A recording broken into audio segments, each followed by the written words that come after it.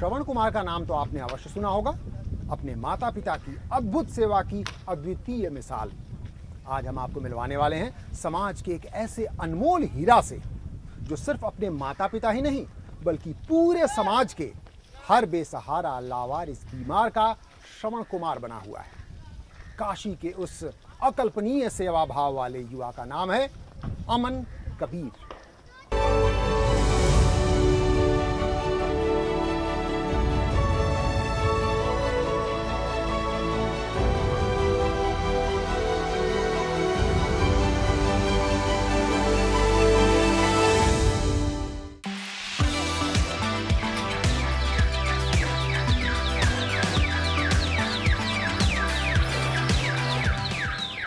देखने में तो आपको यह किसी हिंदी या अंग्रेजी फिल्म के हीरो की एंट्री वाला सीन लग रहा होगा, पर दरअसल यह है अमन कबीर।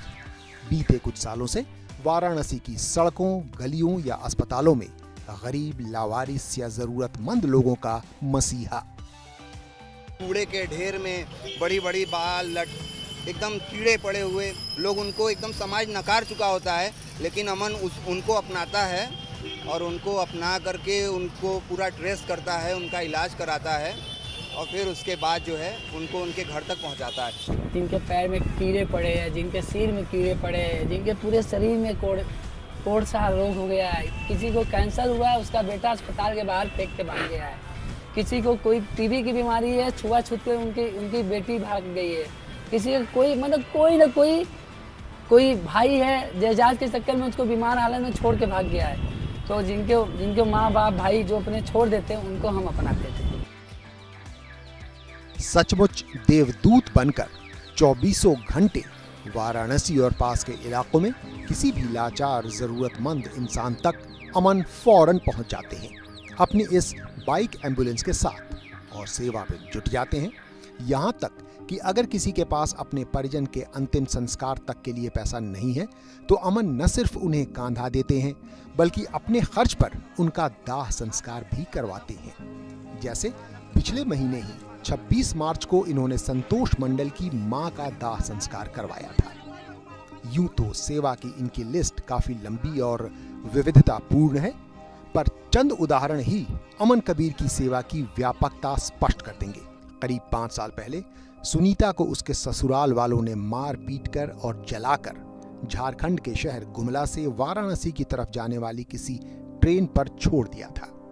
साल 2016 में वाराणसी में सुनीता एक कूड़े के ढेर से कुछ खाने को खोज रही थी जब एक स्थानीय लड़की रागिनी उसकी मदद करने पहुंची। अनजान समझ रागिनी ने अमन को मदद करने से रोका।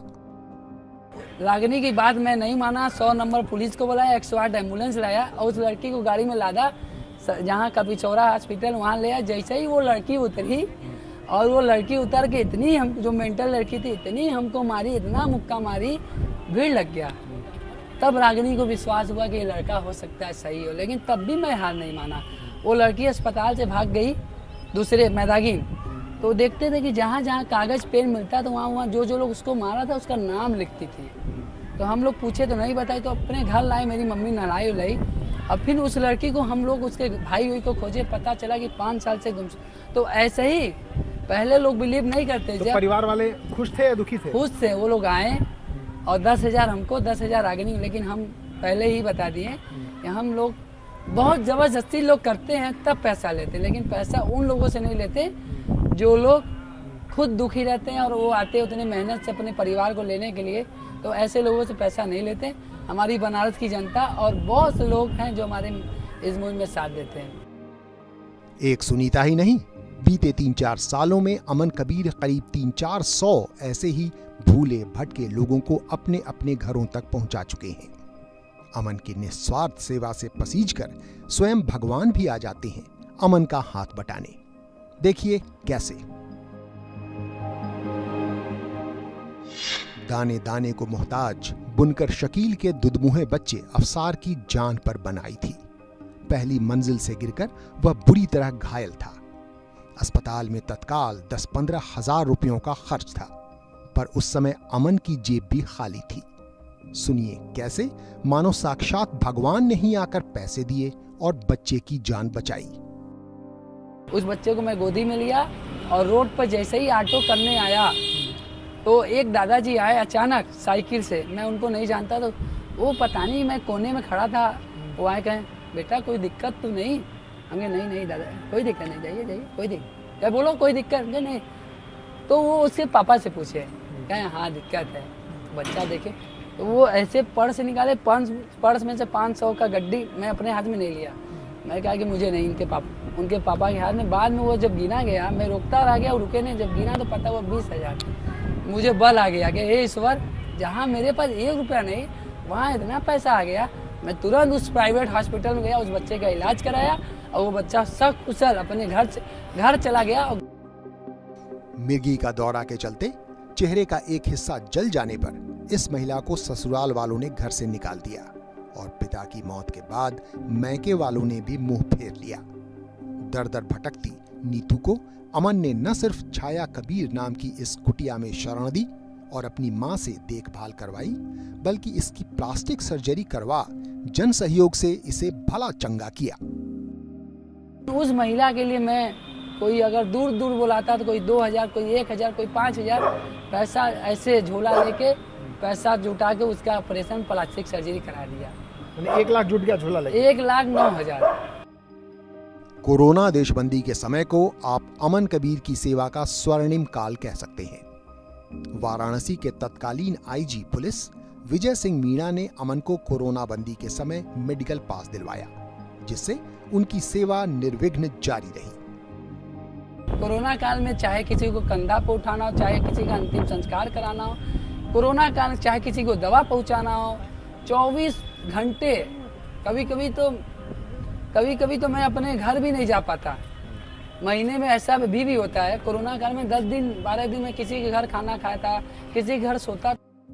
करीब 7-8 साल पूर्व सरकारी अस्पताल की दर्दनाक दुर्दशा देख अमन को अपने बचपन में चूहा से डरने वाली बात की भयावह याद आई। इस सरकारी हॉस्पिटल में जो महिला है, पुरुष है, इंसान है, जिनके घाव है, डॉक्टर नहीं जा पा रहे उस समय, तो उनके ऊपर देखता है इतने मोटे मोटे चूहे, इतने बड़े बड़े जानवर, बेजुबान जानवर, डॉग जाते थे, उनको ऊपर चाटते थे, उनको काटते थे, वो बाप माई चिल्लाते थे, उनको कोई पूछने वाला नहीं। तो मैं ऐसे चूहा मारता था, वो मेरी तरफ आता तो मैं भाग जाता था। तो ये डर को निकालने के लिए मैं बहुत लोगों से प्रयास किया, खबर निकलवाया कि चूहा अस्पताल से भागे। तो अब चूहा उस वार्ड में नहीं, ना चूहा है, ना गंदगी है, ना बदबू है, ना कुछ है। अब वो वार्ड चूहा मुक्त हो गया और वार्ड में असहाय लोगों का इलाज चल रहा है। आज उसी वार्ड में असहाय लोगों के इलाज के बीच मरीजों को मुफ्त कपड़े बांटते, पहनाते और वॉकर बांटते अमन कबीर को देखा जा सकता है।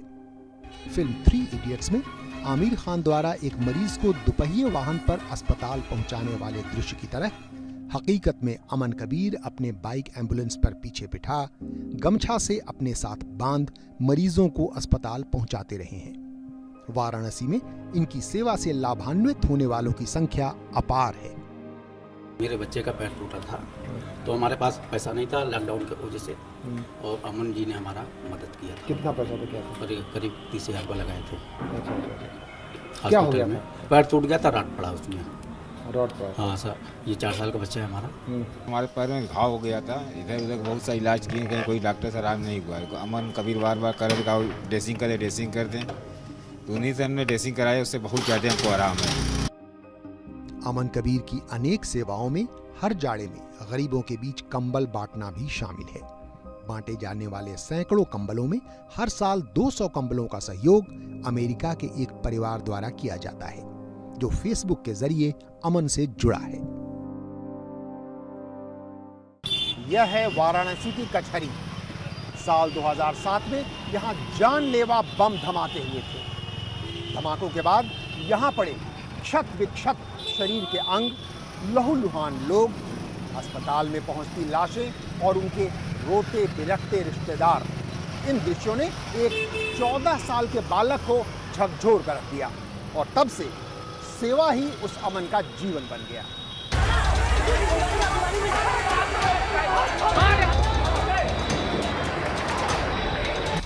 वाराणसी की कचहरी में साल 2007 में बम ब्लास्ट में 4 वकीलों सहित कुल 11 लोग मारे गए थे। जबकि घायलों की संख्या 42 थी। शहर के कबीर चौरा अस्पताल में भी अफरा तफरी मची थी।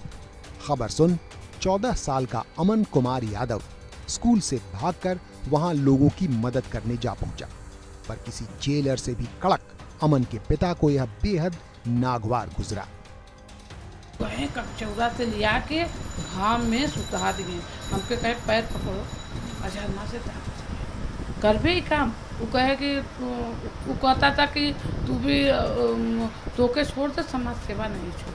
पिता मेरे पैर में जंजीर बांध दिए और बांधने के बाद मैं तब भी नहीं माना। उस जंजीर को घसका कर खोल करके जुगाड़ लगा करके भाग जाता था। और इस चीज़ को पिताजी को की भी आदत हो गई कि मेरा लड़का अब नहीं सुधरेगा। वो भी हार गए।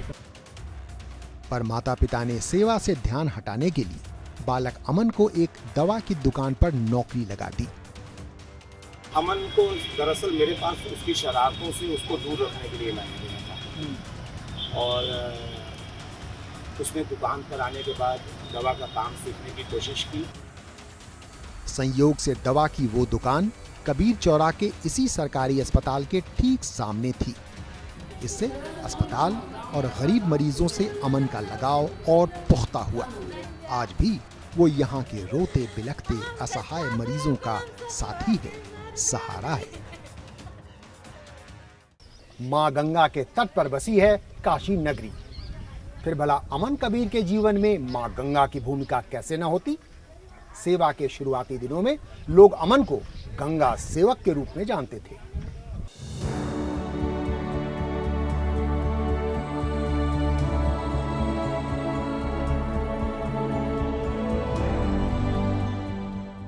करीब 12 साल पहले समाज सेवा का जुनून अमन को स्वामी अविमुक्तेश्वरानंद और उनकी गंगा सेवा अभियानम तक खींच लाई। वहीं सेवा के सिलसिले में अमन को नित्य 5-10 किलोमीटर पैदल चलता देख स्वामी जी ने उसे एक साइकिल खरीद कर दी साल 2009 में। तो वो साइकिल के लिए मैं आया, पैसा लिया, फिर गया, फिर साइकिल तेजी चला कर ये साइकिल आई। चाबी दिया, शंकराचार्य जी के प्रतिनिधि अभिमुक्तानंद ने चाबी मुझे दिया, और वो चाबी देने का मुझे लहर सी आ गई। सेवा की उस लहर की बदौलत वाराणसी में लोग उन दिनों अमन को गंगा सेवक के रूप में जानते थे। मैं बचपन से ही सामाजिक था, मुझे ये था कि कुछ करना है। तो गंगा सेवा अभियानम जो अभिमुक्तेश्वरानंद जी का है, मैं उसी में साइकिल लेकर बोर्ड लगा के गंगा सेवा अभियान, गंगा सेवक, तो बनारस में लोग मुझे गंगा सेवक के नाम से जानते थे।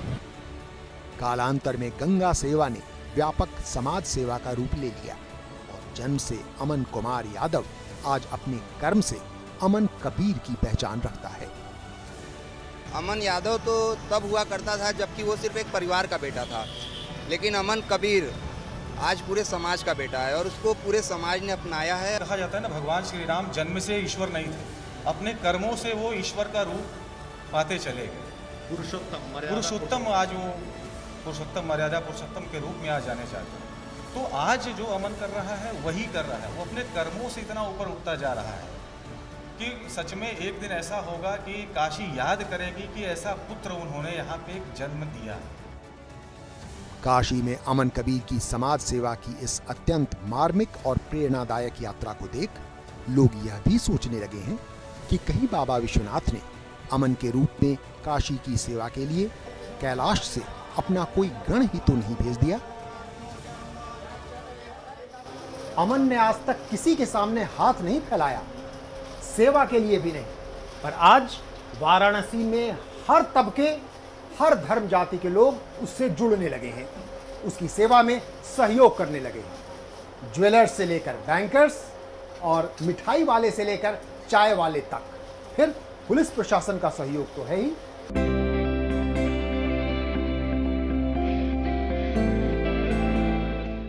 करीब एक दशक तक साइकिल से ही सेवा में जुटे अमन को साल 2019 में काशी के इस मशहूर जौहरी ने उन्हें अपनी मोटरसाइकिल सेवा हेतु भेंट कर दी।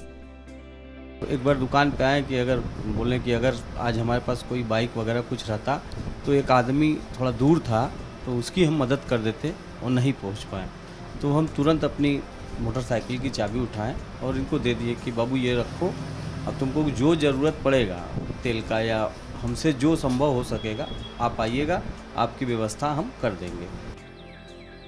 इस प्रकार करीब 2 साल पहले अमन की सेवा साइकिल से मोटरसाइकिल पर आ गई। साथ ही चाय की दुकान से मिठाई की दुकान और बैंक वालों से लेकर पुलिस वालों तक काशी के लगभग हर तबके के लोग अमन कबीर की सेवा से जुड़ने लगे। इसकी काम देखते हुए इसके साथ मैं भी लगा रहता हूँ लगातार। इसको हमेशा जैसा भी हमारे पास सामर्थ्य होता है सहयोग करता हूँ इसका। प्लस अमन ऐसा काम कर रहे हैं जिस वजह से मतलब बहुत चर्चित हैं, तो इसे सबको कहीं ना कहीं से कोई ना कोई इनसे जुड़ता गया और जो अपने हिसाब से होता है हमारे लायक मदद लायक चीज़ें होती है मैं अमन के लिए कर देता हूँ। जान के बहुत अच्छा लगा कोई ऐसा है जो ऐसा काम मतलब इतनी छोटी उम्र में ही कर रहा है, तो हम लोगों से भी जितना हो सकता है 20-20 में कंट्रीब्यूशन करते रहते हैं। अब पुलिस मेरी बहुत मदद करती है, पुलिस के लोग ही मेरे बाइक एम्बुलेंस में पेट्रोल भरवाते हैं। साथ ही अमन को सहयोग करने वाले काशी के ही और भी कई लोग हैं जिन सब के नाम गिना पाना मुश्किल है। मेरा 1 रुपया नहीं लगता, वो चाहे कभी धीरज जी पैसा दे दिए, कभी विवेक जी दे दिए, विजय जी दे दिए, कभी राजीव जी दे दिए, कभी विक्रांत, तमाम ऐसे लोग हैं। अपनी सेवा में शामिल तमाम सहयोगियों में से अमन कबीर अपने बचपन के साथी शिवम शाह का जिक्र करना नहीं भूलते, क्योंकि शिवम ने ही साल 2013 में अपने दोस्त अमन कबीर को फेसबुक से जोड़ा था, जिसकी बदौलत अमन आज सिर्फ काशी ही नहीं बल्कि पूरे विश्व से हर पल जुड़े हैं। फिलहाल वक्त हो चला है छोटे से ब्रेक का, लेकिन ब्रेक के बाद जब लौटेंगे तो आपको बताएंगे कैसे अमन कबीर की विधवा मां सेवा भाव में अमन से भी आगे है। देखते रहिए, क्या बात है।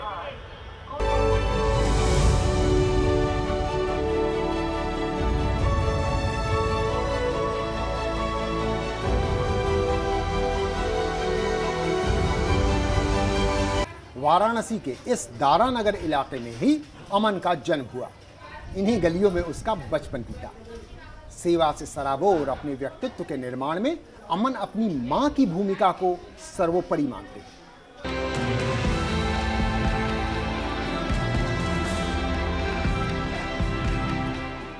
अपनी मां छाया यादव के नाम पर अमन ने पुश्तैनी मकान के अपने हिस्से वाले कमरे का नाम छाया कबीर की कुटिया रखा है। वहीं वो समय समय पर बेसहारा लावारिस लोगों को रखकर उनकी सेवा करते हैं। अपनी मां को ही अमन अपना सर्वस्व मानते हैं। अब वो मुझे पाचक बेच कर पाली है। पाचक जो होता है ना, घर पे नहीं रहती थी, किराए पर लेकर के पाचक बेचती। अब मेरी माँ मुझे पाचक बेच करके उस लायक बनाई है कि मैं और कई माओं के घर में खुशहाली ला पाऊँ और मदद कर पाऊँ। साल 2014 में कैंसर से अमन के पिता की मौत हो गई थी। बड़ी बहन शालू की शादी हो चुकी है, जबकि छोटा भाई अंकित आजीविका के लिए ई-रिक्शा चलाता है। अमन और अंकित दोनों अविवाहित हैं। अमन के इस सेवा के जुनून को उनकी मां समझ चुकी हैं। सब लोग बोलता है तू छूट दे दे, उनके ज़्यादा एक लड़का समाज के लिए दे देली, उस समाज सेवा करी। कैसे खर्चा चलेगा? आपके चलेगा ना, खर्चा चलेगा, भगवान है। और जब सबके लिए जिएगा तो मेरा भी भगवान चलाएगा और चलाता भी है। बचपन में सबकी नाक में दम कर देने वाली नटखट अमन पर आज पड़ोसियों को गर्व है। वो बचपन से ही ये काम करता है। अब बचपन से हम लोग जानते हैं, उसको पाले हैं, बड़ा किए हैं। वो मार खाता है फिर भी भाग जाता था सेवा करने के लिए। बहुत अच्छा लड़का है। धीरे धीरे धीरे धीरे वो इतना अच्छा बना, इतना नाम किया कि आज नाम लेने में उसका गर्व होता कि हम उसके पड़ोसी हैं। सचमुच भाग्यशाली है काशी में दारा नगरी की यह गली, जहां अमन जैसे पुण्यात्मा का जन्म हुआ।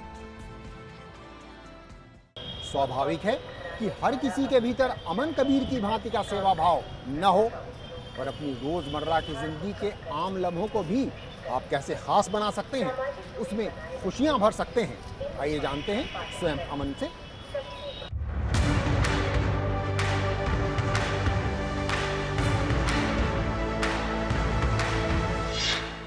खास खुशियां पाने के लिए लोगों को आपकी क्या सलाह है? मैं होली पर पहले अपनी माँ को टीका लगाने के बाद अस्पताल में जाता हूँ जिनका कोई नहीं रहता। और मैं आपके माध्यम से ये कहना चाहता हूँ पूरे भारत में जो लोग इस वीडियो को देखें, इस खबर को देखें, वो लोग होली पर उन सरकारी हॉस्पिटल में जाए, देखे कि हो सकता है आप उनके परिवार के लोग बंद करके आप उनको टीका लगा दें, उनको कपड़ा पहना दें, उनको जो खुशी होगी उससे बड़ी खुशी दुनिया में कुछ नहीं होगी। मैं बनारस में करता हूँ और बनारस में हर, चाहे होली हो, चाहे दिवाली हो, चाहे ईद हो। मोक्ष नगरी की मान्यता वाली काशी में क्या आप हिंदुओं का ही अंतिम संस्कार करवाते हैं? मैं हिंदू, मुस्लिम, सिख, ईसाई नहीं देखता, चाहे कोई भी धर्म का व्यक्ति हो, अगर उसको कब्रिस्तान में दफनाना है तो फिर एक सोशल मीडिया पर मैं डालता हूँ, कब्रिस्तान की व्यवस्था हो जाती है। अगर उसको अंतिम संस्कार कराना है तो अंतिम संस्कार करा देता है। अगर वो पंजाबी हैं तो उनका, चाहे किसी भी धर्म में, उनकी मदद हो जाती है। धार्मिक विविधता वाले देशवासियों के अलावा मुसीबत में पड़े विदेशी पर्यटकों की सेवा में भी सदैव तत्पर रहता है अमन कबीर। कोरोना काल की विशेष सेवाओं के चलते आज अमन पर करीब 50,000 रुपयों का कर्ज है, पर उसे काशी की जनता और देश दुनिया के आम लोगों पर इतना विश्वास है कि उसके माथे पर शिकन तक नहीं आती। न ही वो कभी किसी राजनीतिक व्यक्ति से कोई सहायता स्वीकार करता है, चाहे मुख्यमंत्री योगी आदित्यनाथ हो, पूर्व मुख्यमंत्री अखिलेश यादव या पूर्व कांग्रेस प्रदेश अध्यक्ष राज बब्बर। इन सबों ने उसे बुलाकर मदद की पेशकश की, पर अमन ने सिर्फ उन सबका आशीर्वाद स्वीकार किया। बाबा भोलेनाथ उस पर अपना आशीर्वाद सदैव बनाए रखें। इतनी छोटी उम्र और इतना बड़ा सेवा भाव, अद्भुत सेवा भाव वाले काशी के युवा अमन कबीर के अतुलनीय क्रियाकलापों से अवगत हो, फूट पड़ा होगा आपके मुंह से, क्या बात है। जी हाँ, यही है हमारे कार्यक्रम का नाम, क्या बात है। हमें पूरी उम्मीद है कि हमारे इस कार्यक्रम का यह अंक आपको अवश्य पसंद आया होगा। ऐसे ही एक और रोचक व प्रेरणादायक अंक के साथ अगले सप्ताह हम पुनः उपस्थित होंगे। तब तक के लिए हमें अनुमति दीजिए। नमस्कार।